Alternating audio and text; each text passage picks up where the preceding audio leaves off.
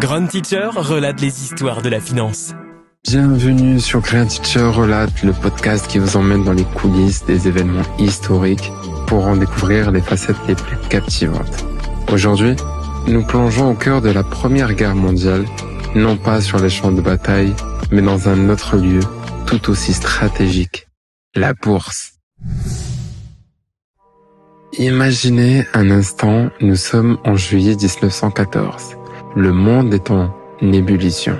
Les tensions en Europe sont à leur comble. Et soudain, tout bascule. La guerre éclate. Panique, incertitude, effondrement. La bourse de New York, tout comme celle de Londres, Paris et Berlin, est submergée par un tsunami de ventes. Les investisseurs pris de panique cherchent désespérément à liquider leurs actifs. C'est l'effondrement. Face à cette crise sans précédent, les bourses ferment leurs portes. Oui, vous avez bien entendu. Les grandes places boursières mondiales cessent tout simplement de fonctionner. À Londres, par exemple, la bourse reste fermée pendant 5 mois. C'est une mesure extrême, mais nécessaire pour éviter une catastrophe économique. Lorsque les marchés rouvrent, enfin, rien n'est plus pareil. La guerre a changé la donne. Les États, maintenant en guerre, ont un besoin pressant de fonds pour financer l'effort militaire. Les marchés boursiers se transforment en machines à lever des capitaux. Et alors que certains secteurs s'effondrent, d'autres prospèrent.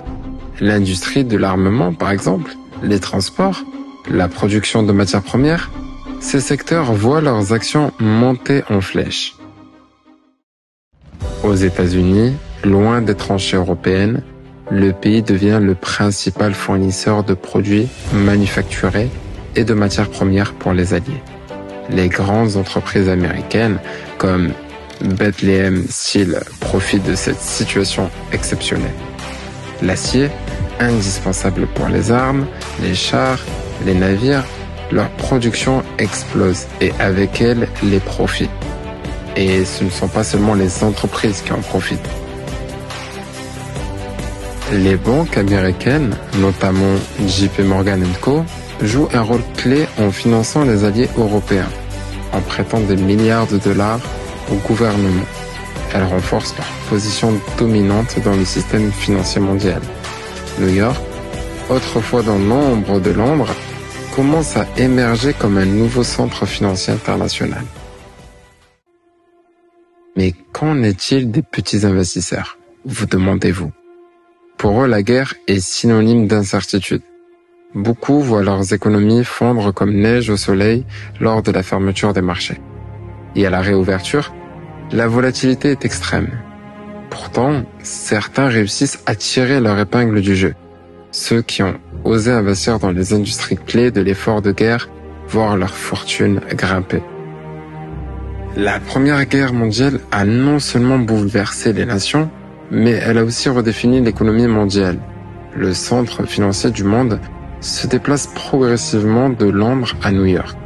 Les États-Unis deviennent un créancier majeur sur la scène internationale.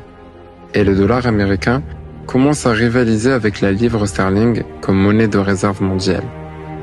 La bourse, pendant la Première Guerre mondiale, a été un théâtre de bouleversements, de dangers, mais aussi d'opportunités pour ceux qui savaient les saisir. Cette période a démontré la résilience des marchés financiers et elle nous rappelle l'importance cruciale de l'adaptabilité en temps de crise. Merci d'avoir écouté cet épisode de Grand Teacher relate. Restez avec nous pour d'autres plongées fascinantes dans l'histoire du monde des affaires. Et rappelez-vous, derrière chaque grand événement historique se cachent des histoires tout aussi captivantes, parfois cachées en pleine lumière. À la prochaine!